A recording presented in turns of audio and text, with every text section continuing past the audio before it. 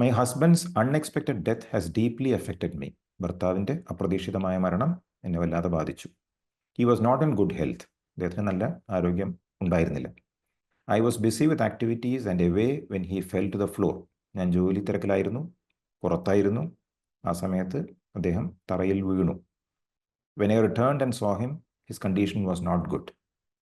തിരികെ വന്ന് കണ്ട സമയത്ത് അദ്ദേഹത്തിൻ്റെ നില മോശമായിരുന്നു. On the same day, just 6 hours later, he passed away. അതേ ദിവസം വെറും 6 മണിക്കൂറിന് ശേഷം അദ്ദേഹം മരണപ്പെട്ടു എന്നാണ് പറയുന്നത്. I feel guilty. Was this destiny or was it my fault? How can I handle this situation? എനിക്ക് കുറ്റബോധം തോന്നുന്നു എന്നാണ് പറയുന്നത്. ഇത് വിധിയോ അതോ എൻ്റെ കുറ്റമോ? ഈ സാഹചര്യം ഞാൻ എങ്ങനെയാണ് കൈകാര്യം ചെയ്യുക? ഈ ഒരു ചോദ്യം എടുക്കാനുള്ളൊരു കാരണം, ഓഫ് കോഴ്സ് ഒരാളുടെ പേഴ്സണൽ ആയിട്ടുള്ള ക്വസ്റ്റ്യൻ ആണെങ്കിലും ഇതുപോലെയുള്ള പല ചോദ്യങ്ങളും നമ്മുടെ മനസ്സിലുണ്ട്. നമുക്കും തോന്നലുണ്ട്, ഗിൽറ്റി ഫീലിംഗ് ഉണ്ട്. ഡെസ്റ്റിനിയാണോ അതോ എൻ്റെ കുറ്റമാണോ എന്ന ചോദ്യം പലരുടെ മനസ്സിലുണ്ടാവും. ഇത് കുറച്ച് ഡീറ്റെയിൽ ആയിട്ട് 3 ലെവലിൽ ആണ് ആൻസർ ചെയ്യാൻ ശ്രമിക്കുന്നത്. ആദ്യം നമുക്ക് കോസിലേക്ക് പോകാം. കോസ് എന്ന് പറഞ്ഞാൽ കാരണം. നമ്മൾ മനുഷ്യരെങ്ങനെയാണെന്നറിയോ? എല്ലാത്തിനും കാരണം കണ്ടുപിടിക്കാൻ കേമന്മാരാണ്. നമുക്കത് ആരും പറഞ്ഞു തരേണ്ട ആവശ്യമില്ല. കാരണം എന്താ വെച്ചാൽ നമുക്കൊരു റീസണിങ് മൈൻഡുണ്ട്, ഒരു ലോജിക്കൽ തിങ്കിങ് മൈൻഡുണ്ട്. മനസ്സിലാക്കേണ്ടത് ടോട്ടാലിറ്റി ഓഫ് ദ മൈൻഡിൻ്റെ ചെറിയൊരു ആസ്പെക്റ്റ് മാത്രമാണ് റീസണിങ് തിങ്കിങ് മൈൻഡ്. അതുകൊണ്ട് തന്നെ ഈ കോസ് പലപ്പോഴും ശരിയാകണമെന്നില്ല. ഈ കോസിൽ നിന്ന് നമ്മൾ എന്ത് ചെയ്യും? ഇഫക്റ്റ് കണ്ടെത്തും, കാര്യകാരണങ്ങൾ. അദ്ദേഹം മരിക്കാൻ കാരണമായത് വീഴ്ച കൊണ്ടാണ്. വീഴ്ചയാണ് കോസ്. ഇഫക്റ്റ് എന്താണ്? മരണം. ഞാൻ അദ്ദേഹത്തിൻ്റെ അടുത്ത് ആ സമയത്ത് ഉണ്ടായിരുന്നില്ല. അതെന്താണ്? Cos.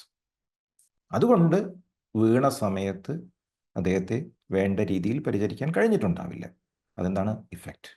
This is how we link everything. നോക്കൂ, നിങ്ങളുടെ ജീവിതത്തിൽ നിങ്ങൾ അനുഭവിക്കുന്ന ഓരോ പ്രശ്നത്തിനും നിങ്ങൾക്ക് കാരണങ്ങൾ കണ്ടെത്താൻ സാധിക്കും. കോസും ഇഫക്റ്റും നിങ്ങൾക്കറിയാം. ഇസ്ന്റ് ഇറ്റ്? ഇതൊരു എക്സാമ്പിൾ ആണെങ്കിലും നിങ്ങളുടെ ലൈഫിൽ നിങ്ങൾക്ക് നിരവധി എക്സാമ്പിൾസ് കാണാൻ സാധിക്കും. ഈ കോസ് ആൻഡ് ഇഫക്റ്റിൽ വർക്ക് ചെയ്യുമ്പോൾ നമ്മൾ അന്വേഷിക്കേണ്ടത് ഇൻറ്റൻഷനാണ്. ഇൻറ്റൻഷൻ എന്ന് പറഞ്ഞാൽ ഉദ്ദേശ്യം, സങ്കല്പ എന്ന് പറയും. ഏതൊരു കോസിൻ്റെ പുറകിലും വാട്ട് വാസ് മൈ ഇൻറ്റൻഷൻ എന്ന് നമ്മൾ ചോദിക്കണം. ഞാനിത് ചെയ്തപ്പോൾ എൻ്റെ ഉള്ളിലുള്ള ഉദ്ദേശ്യം എന്തായിരുന്നു? നിയമവിദ്യാർത്ഥികളുണ്ടല്ലോ, അവർ മെൻസ് റിയ എന്നൊരു സംഭവം പഠിക്കുന്നുണ്ട് കേട്ടോ. മെൻസ് റിയ എന്ന് പറഞ്ഞൊരു ലാറ്റിൻ ടേമാണ്.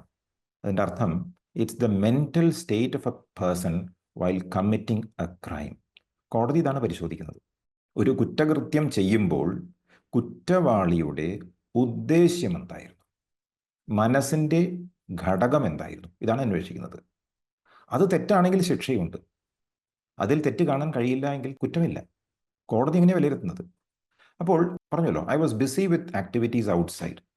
ഞാൻ പുറത്ത് തിരക്കിലായിരുന്നു. അതാണ് ഒരു കുറ്റകൃത്യമായിട്ട് കാണുന്നത് അല്ലേ? ഇവിടെ അന്വേഷിക്കേണ്ടത് ഇൻറ്റൻഷൻ എന്തായിരുന്നു. പുറത്തോട്ട് പോയ സമയത്ത് ഇൻറ്റൻഷൻ ദോഷമായിരുന്നില്ലല്ലോ, ആകാൻ വഴിയില്ല. മഹർഷി പറയുന്നു ടോക്സിൽ, even a jnani is acting as seen by his bodily movements. There can be no karma without effort or without intentions, sankalpas. ഒരു ജ്ഞാനി പോലും അദ്ദേഹത്തിൻ്റെ ശരീരത്തെ ചലിപ്പിക്കുന്നുണ്ടെന്നാണ് പറയുന്നത്. ഉണ്ട്, പ്രവർത്തിപ്പിക്കുന്നുണ്ട്. പ്രയത്നമില്ലാതെ, ഉദ്ദേശ്യങ്ങളില്ലാതെ കർമ്മമില്ല എന്ന് മഹർഷി പറയാണ്. വിച്ച് മീൻസ് സങ്കല്പ ഏറ്റവും പ്രധാനമാണ്. നമ്മൾ ഓരോന്ന് ചെയ്യുമ്പോഴും ഉദ്ദേശ്യശുദ്ധി ശ്രദ്ധിക്കണം. ഒരു ഡോക്ടർ സർജറി ചെയ്യുന്ന സമയത്ത് ഇൻറ്റൻഷൻ പ്യുവറാണ്. He wants to save the patient, അതാണ് ഇൻറ്റൻഷൻ. പക്ഷേ സർജറി പിഴച്ചുപോയി എന്ന് വെച്ചോളൂ, രോഗി മരിച്ചു എന്ന് വെച്ചോളൂ. കർമ്മമുണ്ടോ? കർമ്മമില്ല. കാരണം സങ്കല്പം ശരിയായിരുന്നു. Intention was pure and proper. ഇങ്ങനെ മനസ്സിലാക്കേണ്ടത്. പക്ഷേ ഇൻറ്റൻഷൻ വിപരീതമായാലോ കർമ്മഫലം അനുഭവിക്കേണ്ടി വരും. മഹർഷി പറയുന്നു, there are sankalpas for all and they are of 2 kinds. 2 വിധത്തിലാണ് സങ്കല്പം എന്ന് പറയുന്നത്. 1 ബൈൻഡിങ്, ബന്ധഹേതു ആൻഡ് ദി അതർ മുക്തിഹേതു, നോട്ട് ബൈൻഡിങ്. രണ്ട് തരം സങ്കല്പങ്ങൾ. ഒന്ന് ബന്ധഹേതു, അതായത് ബന്ധനത്തിന് കാരണമാകുന്ന സങ്കല്പം, നമ്മൾ നമ്മളെ തന്നെ ബന്ധിപ്പിക്കുന്നു എന്നർത്ഥം. രണ്ട് മുക്തിഹേതു, അതായത് ബന്ധനമില്ല. The former must be given up and the latter must be cultivated. ആദ്യത്തേത്, അതായത് ബന്ധനഹേതു ഉപേക്ഷിക്കണം എന്ന് പറയുന്നത്. The latter must be cultivated, രണ്ടാമത്തേത് വളർത്തുകയും വേണം. അപ്പോൾ ഏതെല്ലാം സങ്കല്പങ്ങളാണ് നമുക്ക് ബന്ധനം, അറ്റാച്ച്മെൻറ്റ്സ് ഉണ്ടാക്കുന്നത്, അത് ഇല്ലായ്മ ചെയ്യണം. It must be given up. നമ്മുടെ പേരിനും പ്രശസ്തിക്കും വേണ്ടി നമ്മൾ ചെയ്യുന്ന ഓരോ കർമ്മവും ഉണ്ടല്ലോ, അതെന്തിലാ വരിക? ബന്ധഹേതുല വരിക. കാരണം ഉദ്ദേശ്യം അവിടെ എൻ്റെ പേരും എൻ്റെ പ്രശസ്തിയാണ്. ഞാൻ ചെയ്യുന്ന കർമ്മത്തിൽ എനിക്ക് പണം മാത്രമാണ് ലക്ഷ്യമെങ്കിൽ അത് ബന്ധഹേതുവാണ്. You are binding yourself. പണമൊക്കെ ഉണ്ടാവും, but you are binding yourself. This must be carefully considered. Maharshi പറയാണ്, even if one be a great sinner, one should not worry and weep, oh I M a sinner, how can I be saved. അതായത് intention pure ആണെങ്കിൽ പ്രശ്നമില്ല എന്ന് പറഞ്ഞു. Intention pure അല്ല എന്ന് വിചാരിക്കുക. നിങ്ങളൊരു കർമ്മം ചെയ്തു, ഇപ്പം നിങ്ങൾക്ക് മനസ്സിലായി എൻ്റെ ഇൻറ്റൻഷൻ പ്യുവർ അല്ല എന്ന്. അപ്പോൾ നിങ്ങൾ എന്ത് പറയും? നിങ്ങൾ ആരാന്ന് പറയുക? നിങ്ങളൊരു സിന്നറാണെന്ന് പറയും, നിങ്ങളൊരു പാപിയാണ് എന്ന് പറയും, അല്ലേ? അപ്പം എന്താ വേണ്ടത്? മഹർഷി പറയാണ്, even if one be a great sinner, one should not worry and weep, oh I M a sinner, how can I be saved. ഒരുവൻ മഹാപാപിയാണെങ്കിൽ പോലും വിഷമിക്കേണ്ടതില്ല, കരയേണ്ടതില്ല എന്ന് പറയുന്നു. Oh I M a sinner, അയ്യോ ഞാനൊരു പാപിയാണ്, എനിക്കെങ്ങനെ രക്ഷ ലഭിക്കും എന്ന് കരയേണ്ട കാര്യമില്ല എന്നാണ് പറയുന്നത്. ആൻഡ് ഈ continuous, one should completely renounce the thought I M a Sinner. ഞാനൊരു പാപിയാണ് എന്ന ചിന്ത പൂർണ്ണമായും ഉപേക്ഷിക്കണം. And concentrate keenly on meditation on the self, then one would surely succeed. അപ്പം എന്താ വേണ്ടത്? ഞാനൊരു പാപിയാണ് എന്ന ചിന്ത ഉപേക്ഷിച്ച ശേഷം എന്ത് വേണം? ആത്മവിചാര ധ്യാനത്തിൽ ശ്രദ്ധ കൊടുക്കണം എന്ന് പറയുന്നത്. എന്നാൽ അയാൾ തീർച്ചയായും വിജയിക്കും എന്ന് പറയുന്നു. വിച്ച് മീൻസ് നമ്മുടെ ഇൻറ്റൻഷൻ പ്യുവർ അല്ലാതെ ബന്ധഹേതു, ബന്ധനത്തിൽ നമ്മൾ പെട്ടുപോയിട്ടുണ്ടെങ്കിൽ പോലും പേടിക്കാനില്ല. So this is a message for everyone. Correct? അതിൻ്റെ അർത്ഥം എന്താ? Sin is not something that must be taught and discussed. പാപങ്ങളെക്കുറിച്ച് നമ്മൾ ചർച്ച ചെയ്യേണ്ട കാര്യമില്ല, അതിനെക്കുറിച്ച് പഠിക്കേണ്ട കാര്യമില്ല. പാപിക്ക് എന്ത് സംഭവിക്കുമെന്ന് നമ്മൾ നോക്കേണ്ട കാര്യമില്ല. പാപി എന്താ വേണ്ടത്? പാപം തീർക്കുക വേണ്ടതില്ലേ? എങ്ങനെയാണ് പാപം തീരുക? മഹർഷി പറയുന്നു, മെഡിറ്റേഷൻ ഓൺ ദ സെൽഫ്. ഇത് എല്ലാവർക്കും ആവശ്യമുള്ളതല്ലേ? ആവശ്യമാണ്. തെറ്റ് ചെയ്ത വ്യക്തികൾക്കും ഗ്രോ ചെയ്യണ്ടേ? ഗ്രോ ചെയ്യണം. തെറ്റ് ചെയ്ത വ്യക്തി ഗ്രോ ചെയ്തില്ലെങ്കിൽ എന്ത് സംഭവിക്കും? വീണ്ടും തെറ്റുകൾ ചെയ്യില്ലേ? ചെയ്യും. വീണ്ടും തെറ്റുകൾ ചെയ്തു കഴിഞ്ഞാൽ അത് എല്ലാവർക്കും ദോഷമല്ലേ? ആ വ്യക്തിക്കും ദോഷമാണ്, കൂടെയുള്ളവർക്കും ദോഷമാണ്, അല്ലേ? So therefore this is the lesson. Intention pure ആണെങ്കിൽ പ്രശ്നമില്ല. ഇൻറ്റൻഷൻ പ്യുവർ അല്ലെങ്കിൽ സിന്നറായി കഴിഞ്ഞാൽ ഞാൻ സിന്നറാണ് എന്ന് പറഞ്ഞ് കരയേണ്ടതില്ല, വിലപിക്കേണ്ടതില്ല. പകരം വിചാരം ചെയ്യുക, തെറ്റ് ചെയ്തത് ആരാണ് എന്ന് വിചാരം ചെയ്യാണ് വേണ്ടത്. ഓക്കെ? അങ്ങനെ വരുമ്പോൾ വീണ്ടും തെറ്റ് ചെയ്യാൻ കഴിയില്ല, ബിക്കോസ് ആ ഐ ഇല്ലാതെ ആകും. So this is the answer at the first level. രണ്ടാമത്തെ ലെവലിലേക്ക് നമുക്ക് പോകാം. ചോദ്യത്തിൽ വാസ് ഇറ്റ് ഡെസ്റ്റിനി എന്ന് ചോദിച്ചിട്ടുണ്ടായിരുന്നു, or was it my fault എന്ന് ചോദിച്ചു. ഇത് വിധിയാണോ അതോ എൻ്റെ കുറ്റമാണോ എന്നാണ് ചോദ്യം. ഞാൻ വീട്ടിലില്ലാത്ത സമയത്ത് സുഖമില്ലാതിരുന്ന ഭർത്താവ് വീണുപോയി, അത് മരണത്തിന് കാരണമായി. ഞാൻ തെറ്റുകാരിയാണോ അതോ ഇത് വിധിയാണോ എന്നാണ് വളരെ മീനിങ് ആയിട്ടൊരു ചോദ്യമാണ്, പലരുടെ മനസ്സിലുള്ള ചോദ്യമാണ്. ഫെയ്റ്റ് എന്ന് പറഞ്ഞാൽ ഇതാണ്, ഡെസ്റ്റിനിയാണ്, വിധിയാണ്. വിൽ എന്ന് പറഞ്ഞാൽ ഇച്ഛയാണ്, നമ്മുടെ സ്വന്തം താല്പര്യത്തിൽ നമ്മൾ ചെയ്യുന്ന ഒരു കാര്യം, അതാണ് വിൽ. നമ്മുടെ മനസ്സിൽ എന്താണോ തോന്നുന്നത് അതനുസരിച്ച് ചെയ്യുന്ന പ്രവൃത്തിയാണ് വിൽ. മനസ്സിൻ്റെ ശക്തിയാണ് ശരിക്കും വിൽ. ആർക്കാണ് ഇവ രണ്ടുമുള്ളത്? ഫെയ്റ്റ് ആർക്കാ ഉള്ളത്? വിൽ ആർക്കാ ഉള്ളത്? ഈഗോ. ഈ ശരീരവും മനസ്സും കൂടി ചേർന്നിരിക്കുന്ന എനിക്കാണ് വിധി എന്ന് പറഞ്ഞ സംഗതിയുള്ളത്. ആ എനിക്ക് തന്നെയാണ് വില്ലും ഉള്ളത്, അല്ലേ? ഈഗോ എന്ന് പറഞ്ഞാൽ എന്താ? ഈ ഞാൻ എന്ന് പറയുന്ന വസ്തുവാണല്ലോ ഈഗോ.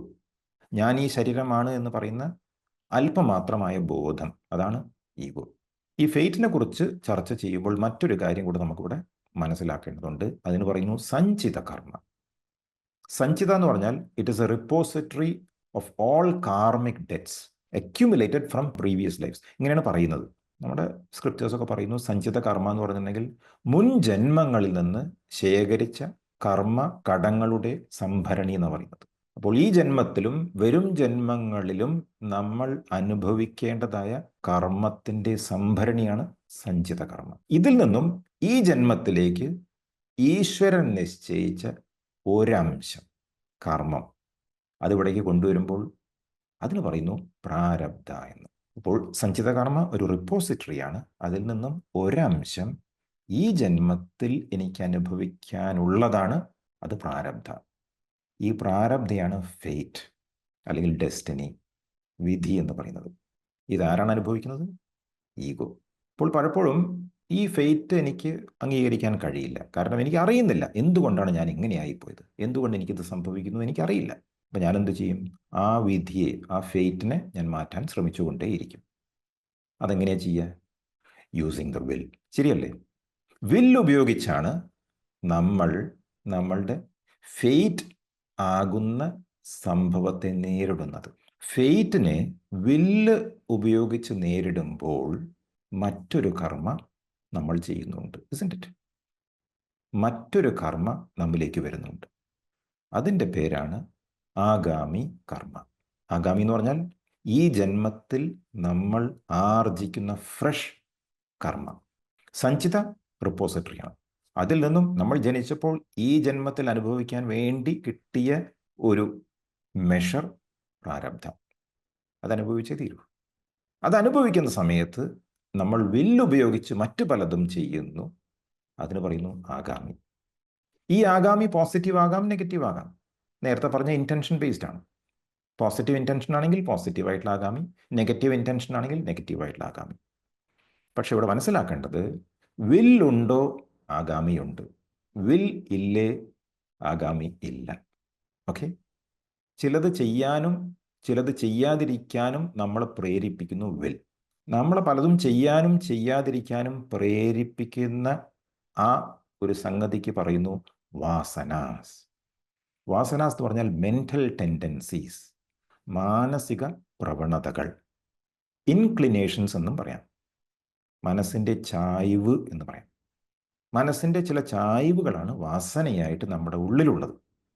ആ വാസനകളാണ് നമ്മെ കൊണ്ട് പലതും ചെയ്യാനും ചെയ്യാതിരിക്കാനും പ്രേരിപ്പിക്കുന്നത്. ഈ വാസനകൾ കാരണമാണ് നമ്മൾ വില്ലുപയോഗിക്കുന്നത്. അതിലൂടെയാണ് നമ്മൾ ആഗാമി കർമ്മ ഉണ്ടാക്കുന്നത്. ഓക്കെ? ഈ ആഗാമി കർമ്മ നമ്മൾ ഉണ്ടാക്കുന്നത് കുറേയൊക്കെ ഈ ജന്മത്തിൽ തന്നെ നമ്മൾ അനുഭവിക്കും. അനുഭവിക്കാൻ കഴിയാത്തത് എവിടേക്ക് പോകും? സഞ്ചിതയിലേക്ക് പോയിട്ട് ആ റിപ്പോസിറ്ററിയിൽ സ്റ്റോർ ആകും വരും ജന്മങ്ങളിൽ അനുഭവിക്കാൻ വേണ്ടി. അപ്പോൾ ഒരു ചോദ്യം, ആഗാമി കർമ്മ കൊണ്ട് നമുക്ക് നമ്മുടെ പ്രാരബ്ധയെ മാറ്റാൻ സാധിക്കുമോ എന്നൊരു ചോദ്യം വരും, അല്ലേ? വിച്ച് മീൻസ് വിധിയെ എനിക്ക് മാറ്റി എഴുതാൻ സാധിക്കുമോ എന്നൊരു ചോദ്യം വരും. മഹർഷി പറയുന്നു, that which is not to happen will never happen however hard one tries. സംഭവിക്കാൻ പാടില്ലാത്തത് എത്ര കഠിനമായി പരിശ്രമിച്ചാലും ഒരിക്കലും സംഭവിക്കില്ല. That which is to happen will not stop in spite of any amount of obstruction. This is certain. സംഭവിക്കാനുള്ളത് എന്ത് തടസ്സമുണ്ടായാലും സംഭവിക്കാതിരിക്കില്ല. ഇത് ഉറപ്പാണ് എന്ന്. Very powerful words. ഇത് രമണ മഹർഷി എൻ്റെ അമ്മയ്ക്ക് വേണ്ടി എഴുതി കൊടുത്തൊരു കടലാസ് കുറിപ്പിൽ രേഖപ്പെടുത്തിയതാണ്. മഹർഷി എവിടെ രേഖപ്പെടുത്തിയാലും നമുക്കെല്ലാവർക്കും ഉള്ള കാര്യമാണ് എന്ന് മനസ്സിലാക്കണം. രമണ മഹർഷി മധുരയിൽ അദ്ദേഹത്തിൻ്റെ അച്ഛൻ്റെ സഹോദരൻ്റെ വീട്ടിൽ നിന്നാണല്ലോ ഓടിപ്പോയത്, വീട് വിട്ടുപോയത്. എന്നിട്ട് അദ്ദേഹം തിരുവണ്ണാമലയിലേക്ക് പോവുക ചെയ്തത്. വീട്ടിൽ വിവരം കിട്ടുന്നത് കുറേ കഴിഞ്ഞിട്ടാണ്. ഒരു കുറിപ്പ് എഴുതി വെച്ചിട്ടാണ് അദ്ദേഹം പോയത്. അപ്പം അദ്ദേഹത്തിൻ്റെ അമ്മ അഴകമ്മ എന്ന പേര്, അദ്ദേഹത്തിൻ്റെ ജ്യേഷ്ഠൻ നാഗസ്വാമി, ഇവർ രണ്ടുപേരും അവിടേക്ക് എത്തുക ചെയ്യുന്നത്. അതിനു മുമ്പ് അദ്ദേഹത്തിൻ്റെ അങ്കിളുടെ അനിയനോ മറ്റോ പോയി വിളിച്ചപ്പോൾ അദ്ദേഹം വന്നില്ല. ചെറിയ പ്രായമാണ്, 1898, വിച്ച് മീൻസ് 18 വയസ്സായിട്ടുള്ളൂ മഹർഷിക്ക്. അപ്പോൾ അമ്മയും സഹോദരനും പോയിട്ട് മകനെ തിരിച്ചു വിളിക്കുക. 18 വയസ്സുള്ള മോനാണ്. മഹർഷിയുടെ ശരീരത്തിൻ്റെ പിറ്റിയബിൾ കണ്ടീഷൻ കണ്ടിട്ട് സഹിക്കാൻ പറ്റിയില്ല അമ്മയ്ക്ക്. അമ്മ വളരെ കരഞ്ഞിട്ടാണ് പറഞ്ഞത്, എനിക്ക് സഹിക്കാൻ പറ്റുന്നില്ല, ഞങ്ങളുടെ കൂടെ നീ തിരിച്ചു വരണം, വന്നേ പറ്റൂ എന്ന് പറഞ്ഞപ്പോൾ മഹർഷി ഒരക്ഷരം പോലും മിണ്ടിയില്ല അത്രേ. ഏട്ടൻ നാഗസ്വാമിയും വളരെ നിർബന്ധിച്ചു. ഒരു രക്ഷയില്ല, മഹർഷി ഒന്നും മിണ്ടുന്നില്ല. രണ്ടുപേരും അവിടെ 10 ദിവസം താമസിച്ചു എന്ന് പറയും, നിർബന്ധിച്ചുകൊണ്ട്. എന്നിട്ടും മഹർഷി ഒരക്ഷരം പോലും മിണ്ടിയില്ല. അവിടെ കണ്ടു നിന്നവർക്ക് അവസാനം സഹിക്കാൻ പറ്റാത്തൊരവസ്ഥയായി. കണ്ടു നിന്നവർക്ക് പലർക്കും അറിയാം മഹർഷി വേറൊരു സ്റ്റേറ്റിലാണ്, അതുകൊണ്ടാണ് സംസാരിക്കാതിരിക്കുന്നത് എന്നും അറിയാം. അവരിൽ കുറച്ച് പേര് എന്ത് ചെയ്തു അറിയോ? മഹർഷിക്ക് ഒരു കടലാസും പെൻസിലും കൊടുത്തു. എന്നിട്ട് പറഞ്ഞു, ഇത്രയും ദിവസം അമ്മ കരഞ്ഞ് യാചിക്കുന്നത് കണ്ടിട്ട് ഞങ്ങൾക്ക് സഹിക്കാൻ പറ്റുന്നില്ല, മിണ്ടാൻ കഴിയുന്നില്ലെങ്കിൽ ഈ കടലാസിൽ എന്തെങ്കിലും എഴുതൂ എന്ന് പറഞ്ഞു. സൈലൻസ് ബ്രേക്ക് ചെയ്യേണ്ട ആവശ്യമില്ല എന്ന് പറഞ്ഞപ്പോൾ മഹർഷി എഴുതിയതാണ്, that which is not to happen will never happen. സംഭവിക്കാൻ പാടില്ലാത്തത് ഒരിക്കലും സംഭവിക്കില്ല. However hard one tries, that which is to happen will not stop in spite of any amount of obstruction. This is certain. അവസാനം മഹർഷി എഴുതിയത്, hence to remain silent is the best. അതുകൊണ്ട് മിണ്ടാതിരിക്കുന്നതാണ് നല്ലത്. Which means മഹർഷിക്ക് തിരിച്ചു വരാൻ യാതൊരു ചിന്തയുമില്ല. മഹർഷിക്ക് മനസ്സിലായി, എൻ്റെ കേന്ദ്രം ഇവിടെയാണ്, ഇതാണ് പ്രാരബ്ധം. മാറ്റാൻ സാധിക്കൂ? മാറ്റാൻ സാധിക്കില്ല. അങ്ങനെ വരുമ്പോൾ ഒരു ചോദ്യം, ഈ ജന്മവാസന കാരണം പല പ്രവർത്തികളും നമ്മൾ ചെയ്യുന്നുണ്ടല്ലോ, അതിൽ നിന്ന് ആഗാമി കർമ്മ ഉണ്ടാവുന്നുണ്ട് അല്ലേ? അതിൽ ഒരു ഭാഗം ഈ ജന്മത്തിൽ നമ്മൾ അനുഭവിക്കുന്നു എന്ന് പറയുന്നു, ബാക്കി വരും ജന്മങ്ങളിൽ അനുഭവിക്കുന്നു എന്നാണ് പറയുന്നത്. ഏതാണ് ഇവിടെ അനുഭവിക്കുക? ഏതാണ് ക്യാരി ഓവർ ചെയ്യുക? ഇവിടെ നോക്കേണ്ടത്, ഈ കർമ്മവാസനകൾ കാരണം നമ്മൾ ചെയ്യുന്ന പ്രവൃത്തികളുണ്ടല്ലോ, അത് പ്രാരബ്ധ പ്രകാരമാണോ എന്ന് നോക്കണം. കർമ്മവാസനകൾ കാരണം ചെയ്യുന്ന വെല്ലുപയോഗിച്ച് ചെയ്യുന്ന കർമ്മങ്ങൾ പ്രാരബ്ധ അനുസരിച്ചാണെങ്കിൽ ഈ ജന്മത്തിൽ അതിൻ്റെ ഫലം നമ്മൾ അനുഭവിക്കും. അല്ലെങ്കിലോ വരും ജന്മങ്ങളിലാണ് നമ്മൾ അത് അനുഭവിക്കുക എന്നാണ് മനസ്സിലാക്കേണ്ടത്. ഒരു എക്സാമ്പിൾ പറയുകയാണെങ്കിൽ, ഒരു കുട്ടി ഡോക്ടർ ആകും എന്നതാണ് പ്രാരബ്ധം എന്ന് വിചാരിക്കുക. ആ കുട്ടി ഡോക്ടർ ആകുമെന്നത് ഉറപ്പാണ്, ആർക്കും അത് തടയാൻ കഴിയില്ല. അപ്പോൾ വാസന കാരണം വില്ലുപയോഗിച്ച് കുട്ടി ഡോക്ടറാകാൻ എടുക്കുന്ന ശ്രമം ആഗാമി കർമ്മയായിട്ട് വരും. അതിൻ്റെ അനുഭവം എവിടെയായിരിക്കും? ഈ ജന്മത്തിലായിരിക്കും. കാരണം എന്താണ്? പ്രാരബ്ധ പറയുന്നു ആ കുട്ടി ഡോക്ടറാകണം എന്ന്. പക്ഷേ പ്രാരബ്ധ വിധി കുട്ടി ഡോക്ടർ ആകില്ല എന്നാണെങ്കിലോ, എത്ര ശ്രമിച്ചാലും ആ കുട്ടി ഡോക്ടറാകില്ല. ഡോക്ടറായി തീരൂ എന്ന് വിചാരിച്ച് ആ കുട്ടിയും കുട്ടിയുടെ പേരൻസും എല്ലാം എടുക്കുന്ന ശ്രമം ആഗാമിയായി വരുന്നു. പക്ഷെ പ്രാരബ്ധ പ്രകാരമല്ലാത്തത് കാരണം ഈ ജന്മത്തിൽ അതിൻ്റെ ഫലം അനുഭവിക്കില്ല. എവിടേക്കാണ് പോവുക? വരും ജന്മങ്ങളിലേക്ക് പോകും. ഓൾറൈറ്റ്, അതിൻ്റെ എഫക്റ്റ് ക്യാരി ഓവർ ചെയ്യപ്പെടും എന്നർത്ഥം. അങ്ങനെയാണെങ്കിൽ ഈ ഇലസ്ട്രേഷൻ ഒന്ന് മാറ്റി വരയ്ക്കണം. ഇങ്ങനെയാണ് വരയ്ക്കേണ്ടത് അല്ലേ? ഒറിജിനൽ ചോദ്യം എന്തായിരുന്നു? Was it destiny or was it my fault? എൻ്റെ വിധിയാണോ അതോ എൻ്റെ കുറ്റമാണോ എന്നായിരുന്നു ചോദ്യം. ഇവിടെ പറയാനുള്ളത്, നിങ്ങൾ പുറത്തേക്ക് പോകേണ്ടത് സംഭവിക്കേണ്ടതായിരുന്നു. ആ സമയത്ത് ഹസ്ബൻഡ് വീഴേണ്ടത് സംഭവിക്കേണ്ടതായിരുന്നു.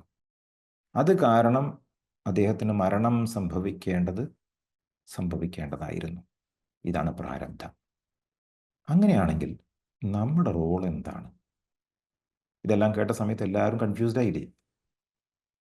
വില്ലിന് വല്ല പ്രസക്തിയുമുണ്ടോ എന്ന ചോദ്യം ഇവിടെ എല്ലാവർക്കും ഉണ്ടാവും, isn't it?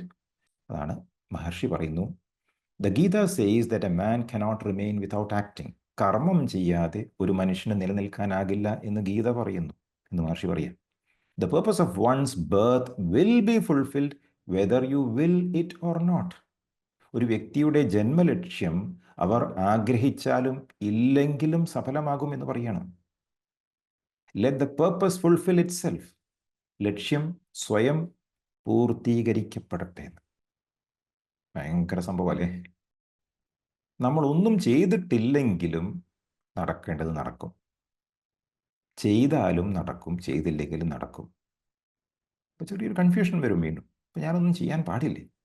ഇത് വിധിയാണോ ചോദിച്ചില്ലേ? ഇത് എൻ്റെ കുറ്റമാണോ? അന്വേഷിക്കണം. ഇതാരാണ് ചോദിക്കുന്നത്? നമ്മുടെ മനസ്സിൽ വരുന്ന എല്ലാ ചോദ്യങ്ങളും വരുന്നത് എവിടെ നിന്നാണ്? ഐ എന്ന പോയിന്റിൽ നിന്നാണ് അല്ലേ? വില്ലാണോ ഉപയോഗിക്കേണ്ടത്? ഫെയ്റ്റ് ആണോ ജയിക്കുക? ഇതെല്ലാം ചോദിക്കുന്നത് ആരാ? ഐ ആണ്. ആ ഐയിൽ ശരിക്കും ഹോൾഡ് ഓൺ ചെയ്യണം സത്യം അറിയണമെങ്കിൽ. Do vichara on the I, that will become ആത്മവിചാരം. ആ ആത്മവിചാരം ഹൂ ആം ഐ എന്ന പ്രോസസ്സിലേക്ക് നമ്മൾ എത്തിക്കും അല്ലേ? ഈ ഞാൻ ആര് എന്ന് നമ്മൾ ചോദിച്ച് തുടങ്ങിക്കഴിഞ്ഞാൽ അതാണ് നമ്മുടെ പ്രോസസ്സ്, ആത്മവിചാര പ്രോസസ്സ്. ഈ സംശയം നിങ്ങളുടെ മനസ്സിലില്ലേ? നിങ്ങൾ ചെയ്ത പല കാര്യങ്ങളും നിങ്ങളുടെ മനസ്സിലില്ലേ? അത് ആരിലേക്കാണ് എത്തുന്നത്? ആർക്കാണ് ആ ചോദ്യം ഉള്ളത് എന്ന് ചോദിക്കുമ്പോൾ ബാക്കി സംഗതികളെല്ലാം മാഞ്ഞു തുടങ്ങും. All the questions will fade, will wither away, and you will be left all alone. ആ സ്ഥാനത്ത് സെൽഫ് എന്താണ് എന്ന് നിങ്ങൾക്ക് അറിയും. ദിസ് ഇസ് റിയലൈസേഷൻ, ആത്മസാക്ഷാത്കാരം. സെൽഫ് റിയലൈസ്ഡ് ആയിട്ടുള്ള ഒരാൾക്ക് കർമ്മയില്ല, ഫെയ്റ്റ് ഇല്ല, വിൽ ഇല്ല, because there is no separate I. Finally, Maharshi says conclusively, arguments about destiny and free will are carried on by those who have not realized. Those who have are free from both. വിധിയെക്കുറിച്ചും വില്ലിനെക്കുറിച്ചും വാദങ്ങൾ നടത്തുന്നത് സത്യത്തെ തിരിച്ചറിയാത്തവരാണ്. ആ പരമമായ സത്യത്തെ അറിഞ്ഞവർ രണ്ടിൽ നിന്നും മുക്തരാണ്. ഇത് supreme teachings ആണ്. കാരണം ഉള്ളതു 40-ലാണ് മഹർഷി എഴുതിയ വരികളാണ്. മൂന്നാമത് പറഞ്ഞ കാര്യമാണത്. ഏറ്റവും സത്യം ഇതാണ്. വില്ലുമില്ല, ഡെസ്റ്റിനിയില്ല, ഒന്നുമില്ല. പക്ഷെ ആ സത്യം അറിയണമെങ്കിൽ റിയലൈസ്ഡ് ആകണം. റിയലൈസ്ഡ് അല്ലാത്തവർ ആർഗ്യുമെൻസിൽ ഏർപ്പെടും. റിയലൈസ്ഡ് ആയി കഴിഞ്ഞാൽ രാഗദ്വേഷങ്ങളില്ല, കുറ്റബോധമില്ല, ആഗാമി കർമ്മയില്ല, ഒന്നുമില്ല. നിങ്ങൾ ഫ്രീ ആണ് എന്ന് ചുരുക്കം. ഐ വാസ് ഗിൽറ്റി എന്ന് പറഞ്ഞില്ലേ? ഇത് ഡെസ്റ്റിനിയാണോ? എങ്ങനെ ഞാനത് ഹാൻഡിൽ ചെയ്യേണ്ടത്? 3 ലെവൽസിലെ ഉത്തരം പറഞ്ഞത്. അവസാനത്തെ ഉത്തരമാണ് ഏറ്റവും സത്യമായത്. എന്താ വേണ്ടത്? റിയലൈസ്ഡ് ആവുക. അതിനെന്താ വേണ്ടത്? ആത്മവിചാരം ചെയ്യുക. ഈ ചോദ്യങ്ങളും ചിന്തകളും അസ്ഥാനത്താണ് എന്ന് അപ്പോൾ ബോധ്യപ്പെടും. അപ്പോൾ ഇതൊന്നും നിങ്ങളെ ബോധർ ചെയ്യില്ല. ഇതെനിക്ക് സാധിക്കില്ല എന്ന് തോന്നിയാലോ? രണ്ടാമത് പറഞ്ഞ ഉത്തരം നോക്കണം. എന്താണ്? എല്ലാം വിധിയാണ്. ഈ ജന്മത്തിൽ ഞാൻ ഇത് അനുഭവിച്ചേ തീരൂ എന്നത് ഈശ്വര നിശ്ചയമാണ് എന്ന് മനസ്സിലാക്കണം. അപ്പോൾ അതാണ് വിധിയെങ്കിൽ ഞാൻ എൻ്റെ 2 കൈയും നീട്ടി അതിനെ സ്വീകരിക്കുന്നു. ഞാൻ അക്സെപ്റ്റ് ചെയ്യാൻ തയ്യാറാണ്. അതും പറ്റില്ല എങ്കിൽ ആദ്യം പറഞ്ഞ ഉത്തരത്തിലേക്ക് പോകണം. എന്താ അത്? ഇൻറ്റൻഷൻ എന്തായിരുന്നു? ഇൻറ്റൻഷൻ പോസിറ്റീവായിരുന്നു അല്ലെങ്കിൽ നെഗറ്റീവ് അല്ലായിരുന്നു വെച്ചാൽ പ്രശ്നമുണ്ടോ? ഒരു പ്രശ്നവുമില്ല, വിഷമിക്കേണ്ട കാര്യമില്ല. ഇൻറ്റൻഷൻ നെഗറ്റീവ് ആണെങ്കിലോ? ഞാൻ പാപിയായില്ലേ? പാപിയായി. പക്ഷെ ഞാൻ കരഞ്ഞിരിക്കാൻ പാടുമോ? കരഞ്ഞിരിക്കാൻ പാടില്ല എന്നാണ് മഹർഷി പറയുന്നത്. എന്താ വേണ്ടത്? വിചാരം ചെയ്യാനാണ് പറയുന്നത്. പാപത്തിൽ നിന്നും മുക്തി നേടാൻ നിങ്ങൾക്ക് കഴിയും. എങ്ങനെ? ആർക്കാണ് പാപമുള്ളത് എന്ന് വിചാരം ചെയ്യണം. എനിക്ക് എന്ന് ഉത്തരം വരും. ആ ഞാൻ ആര് എന്ന് വിചാരം ചെയ്തു കഴിഞ്ഞാൽ അതാണ് ആത്മവിചാരം. ഓൾറൈറ്റ്, നമുക്ക് ക്വിക്കായിട്ടൊന്ന് മെഡിറ്റേഷനിലേക്ക് പോകാം. Please close your ice.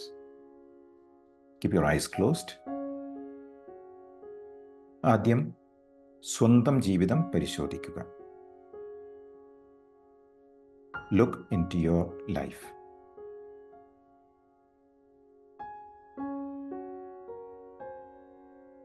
ജീവിതത്തിൽ പലതും സംഭവിച്ചതും സംഭവിച്ചു കൊണ്ടിരിക്കുന്നതും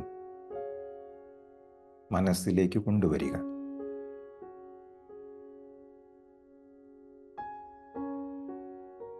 പല ഉത്തരങ്ങളും നമുക്ക് ലഭിച്ചു തുടങ്ങും.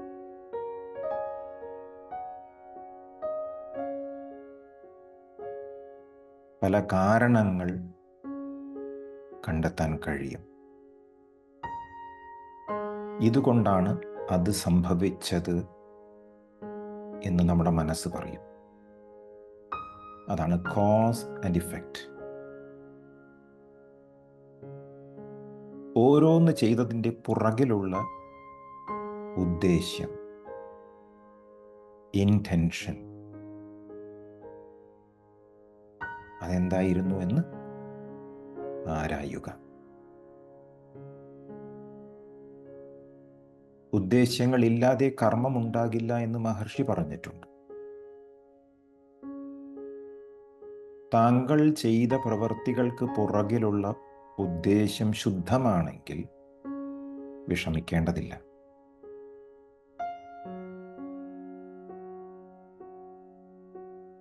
ഉദ്ദേശ്യം ശുദ്ധമല്ല എങ്കിൽ,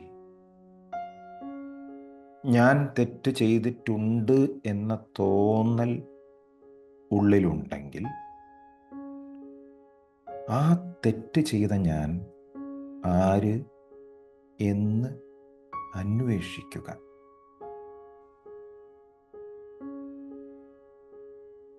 ആ ഞാൻ എന്ന സത്യത്തിൽ ഉറച്ചു നിൽക്കുക.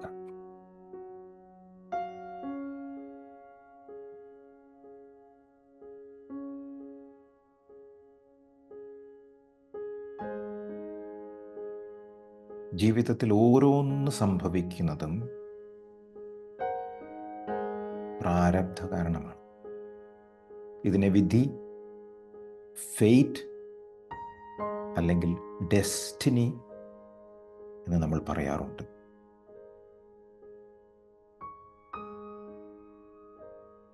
പല അവസ്ഥകളെയും മറികടക്കാൻ നമ്മൾ വില്ലുപയോഗിക്കുന്നു. നമ്മുടെ ഉള്ളിലുള്ള വാസനകളാണ് അതിന് കാരണമായി വരുന്നത്. മഹർഷി പറയുന്നു, സംഭവിക്കാൻ പാടില്ലാത്തത് എത്ര കഠിനമായി പരിശ്രമിച്ചാലും ഒരിക്കലും സംഭവിക്കില്ല. സംഭവിക്കാനുള്ളത് എന്ത് തടസ്സമുണ്ടായാലും സംഭവിക്കാതിരിക്കില്ല. ഇത് ഉറപ്പാണ്.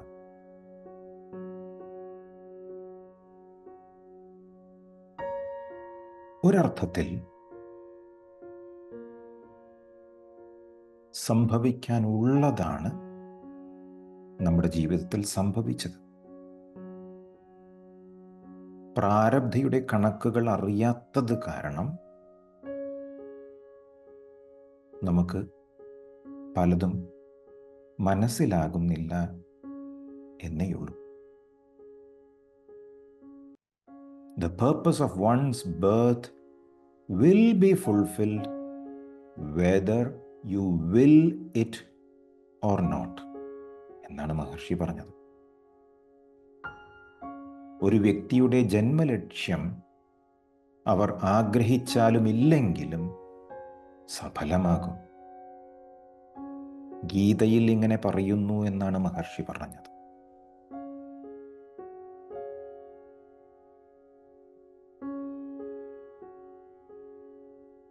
ഇപ്രകാരം കർമ്മം അനുഭവിക്കുന്നതാര്?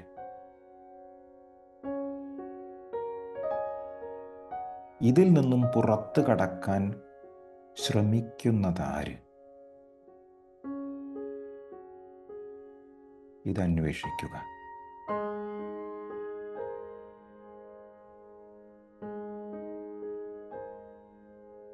ഞാൻ എന്ന് ഉത്തരം ലഭിക്കുമ്പോൾ ആ ഞാൻ എന്ന സത്യത്തിൽ പിടിച്ചു നിൽക്കുക. Hold on to the I and do vichara on the I.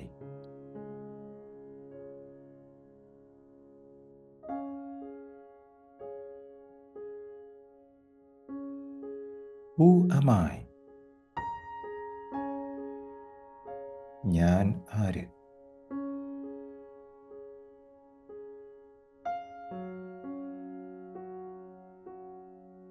ഇതൊരു ചോദ്യമായി മനസ്സിൽ ചോദിക്കുന്നതിന് പകരം മനസ്സും ബുദ്ധിയും തന്നിലേക്ക് തിരിച്ചു വെച്ചുകൊണ്ട് തൻ്റെ സ്വത്വത്തെ അറിയാൻ ശ്രമിക്കുക.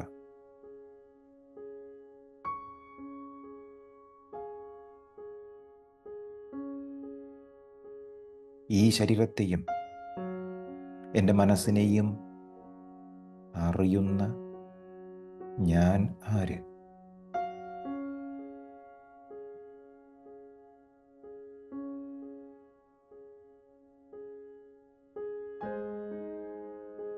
മനസ്സിൽ ഇപ്പോൾ വല്ലതും തോന്നുന്നുണ്ടെങ്കിൽ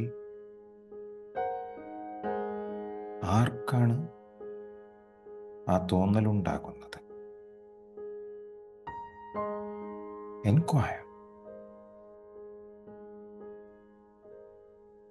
Enquire deeply.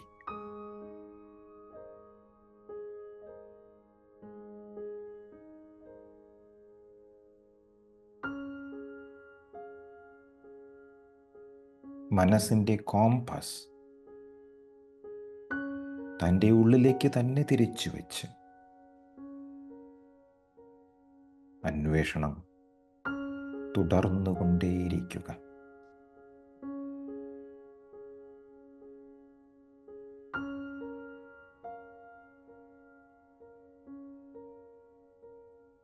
ഒന്നുമില്ലാത്ത ഒരു ശാന്തത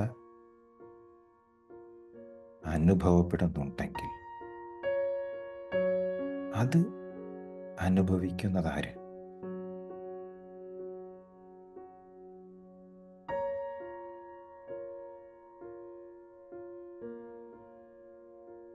ഒരു ബ്ലാങ്ക്നെസ് ആണ് തോന്നുന്നതെങ്കിൽ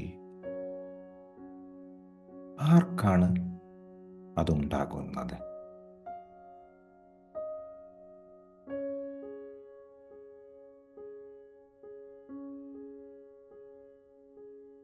എനിക്ക് ഒന്ന് ഉത്തരം ലഭിക്കുമ്പോൾ വീണ്ടും ഞാൻ ആര് എന്ന് അന്വേഷിക്കണം.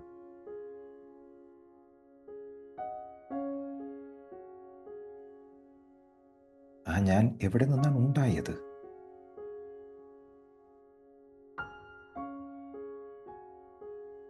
അതിൻ്റെ ഉത്ഭവസ്ഥാനം എവിടെ? അതാണ് whence am I. അന്വേഷണം തുടർന്നുകൊണ്ടേയിരിക്കണം.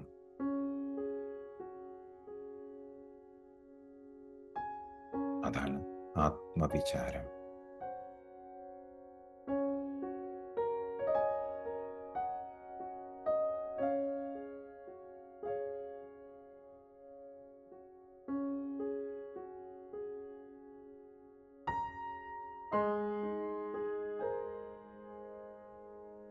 Gently open your eyes.